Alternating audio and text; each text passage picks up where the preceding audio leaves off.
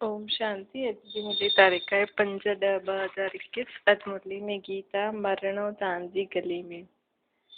ओम शांति। अॼु मिठा मिठा श्री बाबा ब्रह्मा जे तन द्वारा चवनि था, ॿारनि गीत ॿुधियो, जॾहिं कोई मरंदो आहे त बाप वटि जनम वठंदो आहे न।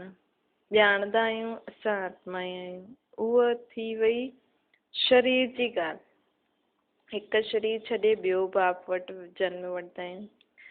तव्हांजा केतिरा साकारी बाप तव्हां कया अथव।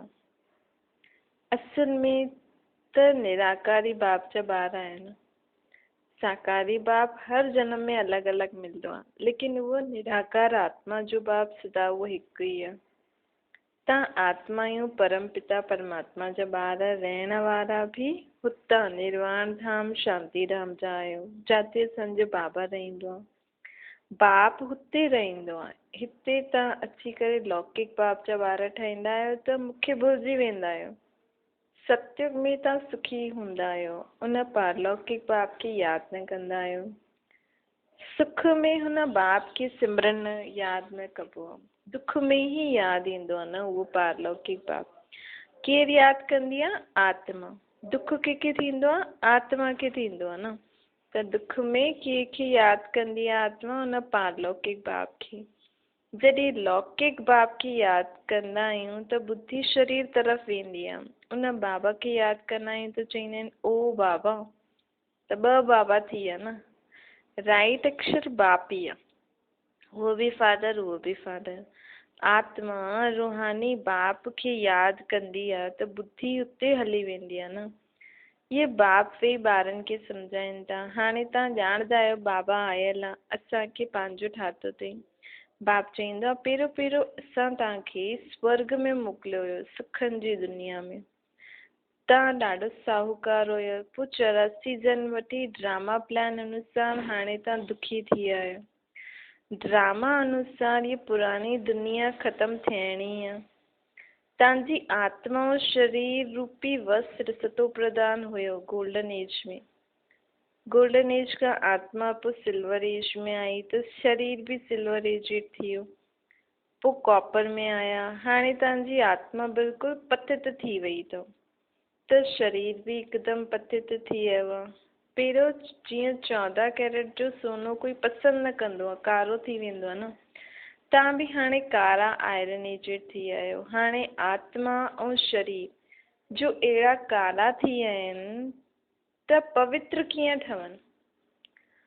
आत्मा पवित्र ठहे त शरीर बि पवित्र मिले न। उहो कीअं थींदो? छा गंगा सनानु करण सां? न। पुकारदा ई आहियूं हे पतित पावन अचो। असां आत्मा, इहा आत्मा चईंदी आहे न त बुद्धि हुन पारलौकिक बाप तरफ़ हली वेंदी आहे। हे बाबा ॾिसो, बाबा अक्षर केतिरो मिठो आहे न। भारत में ई बाबा बाबा चईंदा आहिनि। हाणे तव्हां आत्म अभिमानी थी बाप जा ठहिया आहियो। बाबा चईंदो आहे मां तव्हांखे स्वर्ग में मोकिलियो हुयो, नयो शरीर धारण कयो हुयो तव्हां। हाणे तव्हां छा ठही विया आहियो? इहे ॻाल्हियूं हमेशह अंदरि में रहणियूं खपनि कि पहिरियों मां कीअं हुयमि, हाणे मां कीअं थी आहियां। बाबा खे यादि करणो खपे। यादि सभु कंदा आहिनि। हे बाबा असां आत्मा ई पतित थी विया आहियूं, हाणे अची करे पावन ठाहियो। ड्रामा में इहे बि पार्ट आहे, तॾहिं त सॾु कंदा आहियूं। ड्रामा प्लान अनुसार ईंदा ई तॾहिं जॾहिं पुराणी दुनिया खे नयो ठाहिणो हूंदो। बाबा तॾहिं ईंदा आहिनि न। त ज़रूरु संगम ते ई ईंदा न। कलयुग जे अंत सतयुग जे आदि जे विच में। तव्हां ॿारनि खे निश्चय आहे बिलवेड मोस्ट बाबा आहे न, सभिनि खां प्रिय। चईंदा आहिनि स्वीट स्वीटेस्ट। हाणे स्वीट केरु? लौकिक संबंध में स्वीट पहिरियों आहे फादर जो जन्म ॾींदो आहे, पोइ टीचर। टीचर सां पढ़ी करे कुझु मर्तबो पाईंदा आहिनि। Knowledge is source of income चईंदा आहिनि न। ज्ञान सां नॉलेज, ज्ञान आहे नॉलेज। योग आहे यादि। त बेहद जो कंहिंखे बि पतो न आहे। इहा बेहद जो ज्ञान, बेहद जो बाप अर्थात विश्व जो बाप विश्व जो ज्ञान थो ॾे। चित्रनि में क्लियर ॾेखारियो आहे कि ब्रह्मा द्वारा स्थापना शिव बाबा कराईंदो। कृष्ण कीअं राजयोग सेखारींदो? राजयोग सिखाइणो ई आहे सत्युग जे लाइ। कृष्ण त सत्युग में हूंदो त सतयुग खां पहिरियों ई राजयोग सिखाइणो आहे न। त कृष्ण त तेसि ताईं ईंदो न, त ज़रूरु ॿियो कोई हूंदो जो असांखे सेखारींदो। त ज़रूरु संगम ते ई बाबा सिखायो ने। सतयुग में जी स्थापना करण वारो बाबा ब्रह्मा द्वारा कराए थो न, करण करावनार उहो आहे। उहो माण्हू त त्रिमूर्ति ब्रह्मा चई छॾींदा आहिनि, परंतु शिव उहो त साकार, उहो निराकार, सृष्टि बि इहे ई आहे। त्रिमूर्ति शिव चइणो खपे। शिव बाबा ही ब्रह्मा विष्णु द्वारा कार्य कराईंदो आहे। हिन सृष्टि जो ही चक्कर फिरंदो रहंदो आहे न, रिपीट थींदो रहंदो आहे। सूक्ष्म वतन जी सृष्टि जो चक्कर थोड़ी रिपीट थींदो आहे। वर्ल्ड जी हिस्ट्री जोग्राफी रिपीट थींदी आहे। ॻाईंदा बि आहियूं सतयुग त्रेता द्वापर कलयुग। विच में ज़रूरु संगम युग खपे, न त कलयुग खे सतयुग केरु ठाहे। नरकवासियुनि खे स्वर्गवासी ठाहिण लाइ बाप संगम ते ईंदो आहे। जेतिरी पुराणी दुनिया ओतिरो दुख, आत्मा जेतिरो तमो प्रधान ठहींदी आहे ओतिरो दुखी थींदी वेंदी आहे। देवता ई सतो प्रधान हुया। इहे त highest authority God fatherly government आहे। साथ में पोइ धर्मराज भी आहे। बाप चईंदा आहिनि तव्हां शिवालय में रहण वारा हाणे वैश्यालय में अची करे पहुता आहियो। तव्हां असुल पावन हुयो, हाणे पतित थी विया आहियो। त चईंदा आहियो असां पापी आहियूं। केरु चईंदी आहे? आत्मा। आत्मा चईंदी आहे मुझ निर्गुण हारे में कोई गुण न आहे। कोई बि देवताउनि जे मंदर में वेंदा त उन्हनि जे अॻियां हीअं चईंदा आहिनि भगत आत्मा ई। चइणो खपे बाप जे अॻियां। उन्हनि खे छॾे वञी करे हुन आत्माउनि भाई जे अॻियां चईंदी आहिनि। ये देवी देवताउनि जी आत्माएं बि त असां आत्माउनि जी भाउ आहिनि। ये देवताउनि सभु ब्रदर्स आहिनि। ब्रदर्स सां कुझु थोड़ी मिलंदो आहे। भाइनि जी पूजा कंदे कंदे ॿियो ई हेठि किरंदा आया आहे। छो जी उहो ख़ुदि बि त पतित थिया आहिनि। त उन्हनि जी पूजा था करो, उन्हनि खे यादि था करो, त तव्हां बि ओड़ा था थींदा वञो। जीअं जंहिंखे यादि कबो उअं ई त ठहींदा आहिनि। छो न असां निराकार खे यादि करूं त असां बि पावन शक्तिशाली ठही वञूं। हाणे तव्हां ॿार ॼाणंदा आहियो बाप आयो आहे, उन्हनि खां असांखे वरसो थो मिले। बाक़ी मनुष्य त बाप खे ॼाणंदा ई न आहिनि। सर्वव्यापी चई छॾींदा आहिनि न।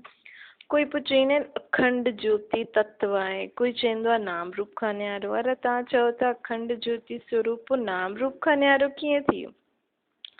बाप खे न ॼाणण जे कारण ई पतित थी विया आहिनि। तमो प्रधान बि ठहिणो ई आहे। पोइ जॾहिं बाप अचे तॾहिं सत पावन ठाहे। आत्मायूं निराकारी दुनिया में सभु बाप सां गॾु रहंदियूं, हिकदमि शुद्ध पवित्र रहंदियूं। पोइ हिते अची करे सतो रजो तमो में आहियूं। आत्मा ही बाप खे यादि कंदी आहे न। बाप ईंदो बि आहे, चईंदो आहे मां ब्रह्मा तन जो आधार वरितो आहे। इहे भाग्यशाली रथ आहे। बिगर आत्मा रथ थोड़ी हूंदो आहे। चईंदा आहिनि न भागीरथ गंगा लाई। हाणे इहे त ॻाल्हि थी नथी सघे, परंतु कुझु बि सम्झदा न आहिनि कि असां चऊं छा था। बिगर अर्थ बिगर सम्झ कुझु बि चई छॾींदा आहिनि। हाणे तव्हां ॿारनि खे सम्झायो, इहे बाबा असांजे मथां ज्ञान वर्षा करण आयो आहे। हिन सां छा थींदो आहे? पतित खां पावन ठहींदा आहियूं। गंगा यमुना त सतयुग में ई हूंदी न। गंगा यमुना त सतयुग में बि हूंदी। चईंदा आहिनि न गंगा कृष्ण यमुना जे कंठे ते खेल पाल कंदो हुयो। इहे कोई ॻाल्हियूं आहिनि। उहो त सतयुग जो प्रिंस आहे। उन्हनि खे संभालण लाइ पालण करण लाइ त ॾाढो सुठा आत्मायूं हूंदियूं। हुनजी दास दासी प्रजा बि ॾाढी सुठी हूंदी। महल ई एॾा वॾा वॾा हूंदा। उन्हनि जी संभाल सां पालना थींदी आहे। छो जी फूल आहे न, पहिरियों सतयुग जो फूल कंहिंखे केतिरो सुंदर हूंदो आहे। फूल सां सभु माण्हू ख़ुशबू वठंदा आहिनि। काटन सां थोड़ी ख़ुशबू वठंदा। हाणे त आहिनि ई काटन जी दुनिया। जंगल खे बाप अची करे गार्डन ऑफ फ्लावर्स थो ठाहे। हिन करे हुननि जो नाम बबुलनाथ बि रखी छॾींदा आहिनि। काटन खे फूल ठाहिण वारो, इन करे महिमा ॻाईंदा आहिनि काटन खे फूल ठाहिण वारो बाबा। हाणे तव्हां ॿारनि खे बाप सां गॾु केतिरो लाओ हुजणो खपे। हाणे तव्हां ॼाणंदा आहियो असां ॿिए जे बाप जा ठहिया आहियूं। हाणे असांजो संबंध उन्हनि सां बि आहे त लौकिक सां बि आहे। पारलौकिक बाप खे यादि करण सां असां आत्मा जूं पावन था ठहूं। आत्मा ॼाणदी आहे उहो मुंहिंजो लौकिक बाप, उहो पारलौकिक बाप। भक्ति मार्ग में भी आत्मा ॼाणदी आहे उहो असांजो लौकिक बाप, वो गॉड फादर। लेकिन समझ, अर्थ, रूप कुछ समझ न हुई, बायोग्राफी न पतो हुई। अविनाशी बाप खे यादि कंदा आहियूं। वो बाप कॾहिं ईंदो आहे हेवन स्थापन कंदो, ई कंहिंखे पतो न आहे। बाप ईंदा ई आहिनि पतितनि खे पावन ठाहिण। त ज़रूरु जॾहिं आत्मायूं पतित थी वेंदियूं सभु, तॾहिं त ईंदा न। आत्मायूं बि त सृष्टि बि। शास्त्रनि में त कल्प जी आयु लाखों वर्ष लिखी छॾी अथनि। मनुष्य खे बिल्कुलु घोर अंधियारे में विझी छॾियो अथनि। चईंदा बि आहिनि जो ॾाढी भक्ति कंदा आहिनि उन्हनि खे भॻवानु मिलंदो आहे। जो सभिनि खां जास्ती भक्ति करण वारनि खे त सभिनि खां जास्ती भक्ति करण वारनि खे ज़रूरु पहिरियों मिलंदो न। बाप हिसाब बि ॿुधाईंदो आहे न। सभिनि खां पहिरियों भक्ति तव्हां कंदा आहियो, तव्हांखे ही पहिरियों पहिरियों भॻवान द्वारा ज्ञान मिलंदो आहे न। त पोइ तव्हां ही नई दुनिया में राज कंदा आहियो। असांखे ही पहिरियों पहिरियों भॻवान, असां ही पहिरियों पहिरियों बाबा खां विछड़ियासीं त असांखे ही पहिरियों पहिरियों भॻवान मिलियो। त असांखे ही पहिरियों पहिरियों परमात्मा द्वारा ज्ञान तो मिले, नई दुनिया जो राज्य भाग्य तो मिले। बेहद जो बाप तव्हां ॿारनि खे ज्ञान तो ॾिए, हिन में तकलीफ़ जी त कोई ॻाल्हि न आहे न। बाप चईंदो आहे त अधु कल्प यादि कयो। सुख में कोई भी यादि न कंदो आहे। अंत में जॾहिं दुखी थींदा आहिनि तॾहिं असां अची करे सुखी ठाहींदा आहियूं बाबा। हाणे तव्हां ॾाढा वॾा आदमी आहियो, चीफ मिनिस्टर, प्राइम मिनिस्टर आदि जा बंगला केतिरा फर्स्ट क्लास आहिनि। हाणे तव्हां वॾा आदमी ठहो था, ॾिसो उन्हनि जा बंगला केॾा फर्स्ट क्लास हूंदा आहिनि। सॼो फर्नीचर एॾो फर्स्ट क्लास हूंदो आहे। तव्हां केतिरा वॾा आदमी देवता था ठहो, दैवी गुणनि वारा देवता, स्वर्ग जा मालिक ठहींदा आहियो। हुते तव्हांजा महल आदि हीरनि जवाहरातनि जा हूंदा।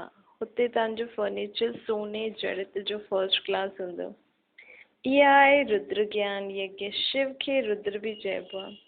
जॾहिं भक्ति पूरी थींदी आहे त भॻवानु रुद्र यज्ञ रचंदो आहे। सतयुग में यज्ञ अथवा भक्ति जी ॻाल्हि न आहे। हिन समय ही बाप इह अविनाशी रुद्र ज्ञान यज्ञ रचंदो आहे, जंहिंसां पोइ जंहिंजो पोइ गायन हलंदो आहे। भक्ति त सदैव न हलंदी आहे न। भक्ति ऐं ज्ञान, भक्ति आहे राति, ज्ञान आहे ॾींहुं। बाप अची करे ॾींहुं ठाहींदा आहिनि त ॿारनि खे बि बाप सां गॾु केतिरो लव हुजणो खपे। बाप असांखे विश्व जो मालिक तो ठाहे। मोस्ट बिलवेड बाबा आहे न। उन्हनि खां प्यारी वस्तु कोई थी न सघंदी आहे। अधु कल्प सां यादि कंदा आहियूं बाबा अची करे असांजा दुख हरू। हाणे बाप आया आहिनि, सम्झाइनि था ॿार तव्हां पंहिंजे गृहस्थ व्यवहार में रहणो ई आहे। तव्हांखे हिते बाबा वटि केसि ताईं वेहींदो। साथ में त परमधाम में ई रही सघंदा आहियूं न असां सभु आत्मायूं। हिते त न रही सघंदा आहियूं। हिते त नॉलेज पढ़ण जी आहे। नॉलेज पढ़ण वारा थोड़ा हूंदा आहिनि। लाउड स्पीकर ते कॾहिं पढ़ाई थींदी आहे छा? टीचर सवाल कीअं पुछे, लाउड स्पीकर ते रिस्पॉन्ड कीअं ॾेई सघंदव। हिन करे थोड़ा थोड़ा स्टूडेंट्स खे पढ़ाईंदा आहिनि। कॉलेज त ॾाढा हूंदा आहिनि। पोइ सभिनि जा इम्तिहान थींदा आहिनि, रिज़ल्ट निकिरंदी आहे। हिते त हिकु बाप ई पढ़ाईंदो आहे। इहे बि सम्झाइणो खपे कि ॿ बाप, लौकिक पारलौकिक। लौकिक दुख में सिमरन हुन पारलौकिक बाप खे कंदा आहियूं। हाणे उहो बाप आयो आहे। महाभारत जी लड़ाई बि साम्हूं बीठी आहे। हाँ उहो सम्झंदा आहिनि महाभारत लड़ाई में कृष्ण आयो। ये त थी नथो सघे, वीचारा मुंझी विया आहिनि। पोइ बि श्री कृष्ण कृष्ण चईंदा रहंदा आहिनि। हाणे मोस्ट बिलवेड शिव बाबा बि आहे त कृष्ण बि आहे, परंतु उहो निराकार, उहो साकार। निराकार बाप सभी आत्माउनि जो बाप आहिनि ॿई मोस्ट बिलवेड। कृष्ण बि विश्व जो मालिक आहे। हाणे तव्हां जज करे सघंदा आहियो कि जास्ती प्यारो केरु? शिव बाबा ही अहिड़ो लाइक़ु ठाहिण वारो। कृष्ण छा कंदो आहे? बाप ई त सभिनि खे अहिड़ो लाइक़ु ठाहींदो आहे। त गायन जास्ती हुन बाप जी हुजणी खपे। बाप सम्झाइनि था तव्हां सभु पार्वती आहियो। ये शिव अमरनाथ तव्हांखे अमर कथा थो ॿुधाए। तव्हां ही सभु अर्जुन आहियो, तव्हां ही सभु द्रौपदी आहियो। हिन विशिस वर्ड खे रावण राज्य चइबो आहे। उहो आहे वाइसलेस वर्ड, विकार जी ॻाल्हि न आहे हिते। बाबा चवनि था निराकार बाप विकारी दुनिया रचंदो छा? सत्युग में त विकार जी ॻाल्हि न हूंदी आहे, उहो त आहे ई वाइसलेस वर्ड। विकार में ई त दुख आहे।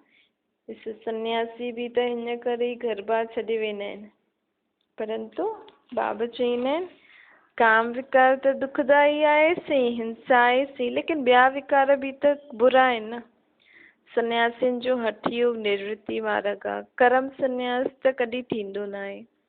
उहो त तॾहिं थिए जॾहिं आत्मा शरीर खां अलॻि थी वञे। जेसिताईं आत्मा शरीर में आहे त उथणु वेहणु खाइणु पीअणु ॾिसणु ॻाल्हाइणु सभु कुझु कर्म ई त आहे। कर्म सन्यास त पाण करे न सघंदा आहियूं जेसिताईं मां आत्मा हिन शरीर में आहियां।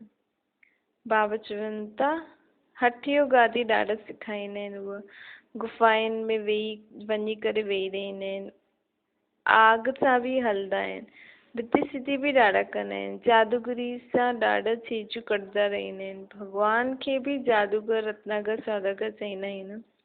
पर बाबा अहिड़ो कोई जादू थोरी कंदो आहे जीअं माण्हू था करनि। बाबा त मनुष्य खां देवता ठाहींदो आहे, नरकवासी खां स्वर्गवासी ठाहींदो आहे, हिकदमि आसुरी मनुष्य आत्मा खे देव आत्मा ठाहे छॾंदो बाबा। बाबा वटि इहा जादूगरी अथसि। बाबा असांखे ज्ञान रत्ननि ॾींदा आहिनि, इन करे रत्नागर चइबो आहे। बाबा असां सां सौदो थो करे न, सभु कुझु पुराणो वठी करे असांखे नयो थो ॾिए। लेकिन उन्हनि सां दुनियादारी में जो इहा जादूगरी थींदी आहे उन्हनि सां गति सदगति न मिल सघंदी आहे। हिते बाबा जी जादूगरी सां असांखे गति सदगति बि मिले थी। उहो त हिकु ई सचो सतगुरु अची करे सभिनि जी हाणे गति सदगति करे थो। छा सभिनि आत्माउनि खे मुक्ति जीवन मुक्ति जो वरसो हाणे बाबा ई अची करे थो ॾिए। छा ओम शांति वरदान आहे। बाप दादा खे पंहिंजो साथी सम्झी करे डबल फोर्स सां कार्य करण वारा सहज योगी ठहो। कोई बि कार्य कंदा आहियो बाप दादा खे पंहिंजे साथी ठाहे करे करो त डबल फोर्स सां कार्य थींदो ऐं स्मृति बि ॾाढी सहज रहंदी। छोजी जो सदा साथ रहंदो उन्हनि जी यादि सुता रहंदी आहे न। त ईअं साथी रही ठाहियो बाबा खे बुद्धि में द्वारा निरंतर सत्य जो संग हुजण सां असां सहज योगी ठही वेंदासीं। बाबा खे सदा साथी ठाहिण सां बुद्धि में सदा हुन सत्य जो संग हुजण सां असां छा थी वेंदासीं सहज योगी। ऐं पावरफुल संग हुजण जे कारण हर कर्तव्य में असांखे डबल फोर्स मिलंदो जंहिंसां असांजो हर कार्य सफलता मूर्त थी वेंदो। छा सफल थी वेंदो, असां सफलता जी अनुभूति कंदासीं। स्लोगन आहे महारथी उहो आहे जो कॾहिं माया जे प्रभाव में परवश न थिए। माया अर्थात विकार बुराइयूं इन्हनि जो जॾहिं प्रभाव ईंदो आहे चाहे ॿियनि आत्माउनि जे मथां बि अचे। सम्झो कोई क्रोध थो करे, असां नथा करूं भले साम्हूं वारो बि थो करे, त उन्हनि में माया जो प्रभाव आयो आहे त हुन सां असां उन्हनि जे वश छो थी वञूं। असां उन्हनि जे क्रोध में ख़ुदि खे क्रोध छो करूं, असां छो क्रोधी ठहूं। चाहे स्वयं में क्रोध अचण जा संकल्प अचनि था त बि असां हुनजे प्रभाव में परवश न थियूं। तुरंत बाबा खे यादि करे शांत रहूं।